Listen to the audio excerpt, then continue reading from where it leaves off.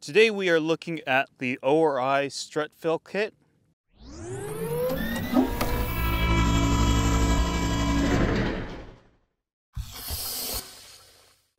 When our buddies started using ORIs on their Jeeps, they needed more than the 400 PSI our standard shock fill kit can get on certain chambers. So we developed something that can go above 400 PSI safely, and it uses much of the same equipment. We just had to change some things around. So let's look at what comes in the kit, and then we'll show you how to use it. You get a 72 cubic inch nitrogen bottle. This bottle, once filled to 2500 PSI, should be able to charge a strut to, on this Jeep, it's 150 in the lower chamber, about 320 in the upper chamber. And we're able to do that maybe 6 to 8 times. You get a nitrogen bottle filler. So this tool goes onto a larger nitrogen bottle that you would rent from your local welding shop or air gas supplier. A lot of shops will not fill this type of bottle, so you get something larger, leave it in your garage, plug this in, plug it into the bottle, and you can fill it home. Next we have our shock inflator gauge tool. This is a variation of our SIG 5600 Shock Boss nitrogen inflator. It's basically the same billet body, a red micro adjust knob, 3-foot flexible hose, 500 PSI silicone filled analog gauge. The shock chuck, PT shock chuck, is our new shock chuck design. Goes onto the Schrader, and it's a zero loss or no air loss type style chuck.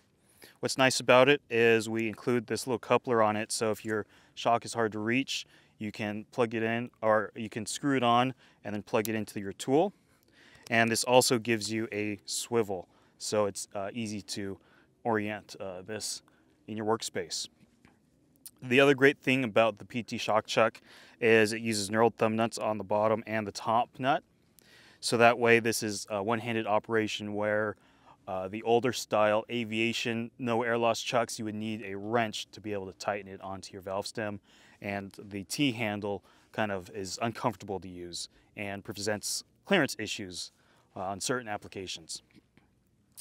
The one change we did make to this is we used a high pressure mini coupler. So this is a higher working pressure than our standard 1/4 inch fittings, and that allows us to get to that above 400 PSI safely.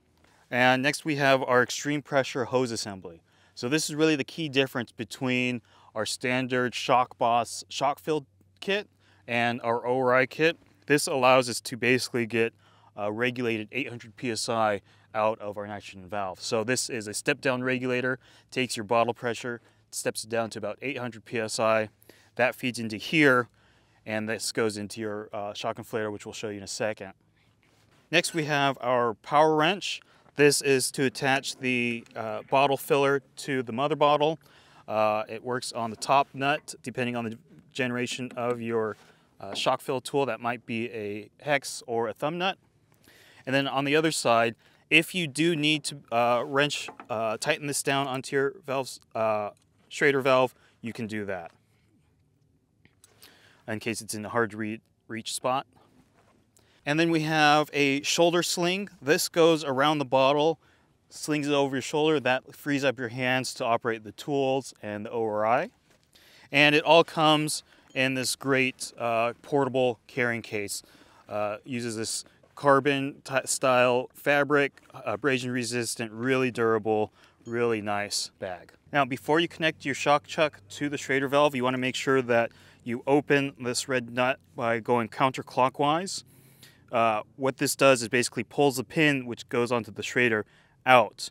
So when you connect it, you actually won't be opening the Schrader valve just yet.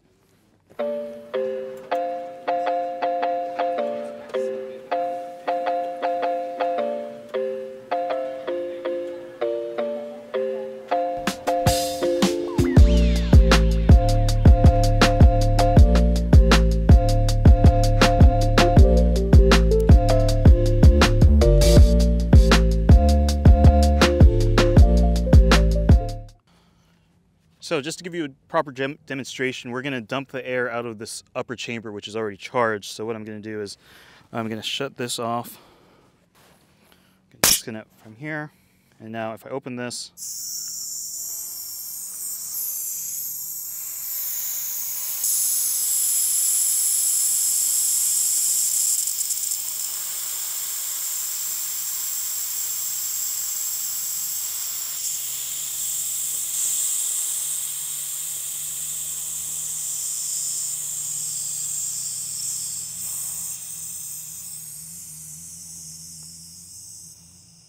all right, now that the chamber is empty, I'm going to plug this back in, and then I'm going to open this valve.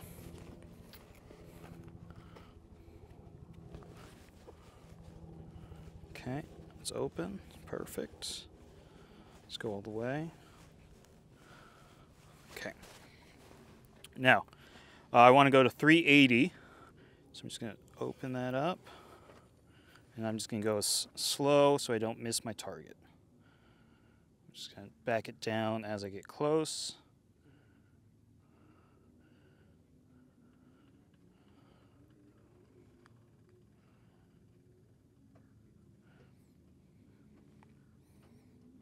And there.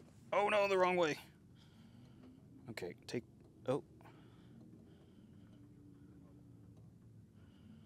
Okay, so it looks like the needle needs to settle a little bit. So we go crack it just a little bit. And perfect. Let it settle.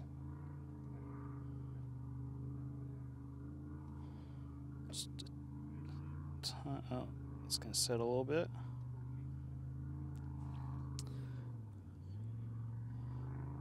Crack it open just a tiny bit.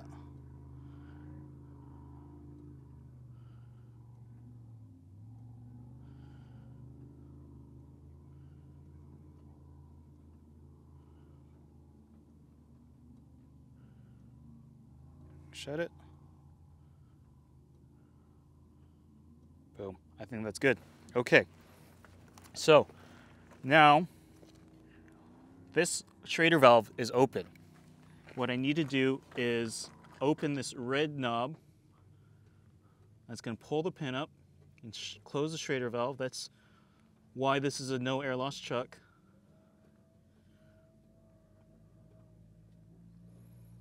Just until it stops. There. Okay. Now I can disconnect this, and any air loss you'll hear now is just the nitrogen that's in this line.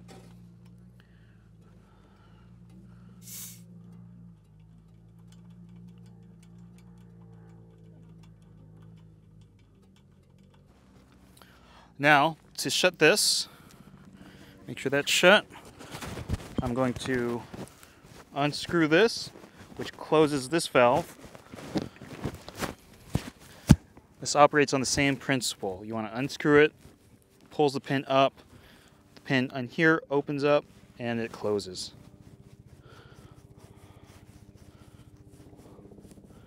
All right, that's up. There's a little bit of nitrogen left in here. I'm just going to purge it out of this by opening the red knob.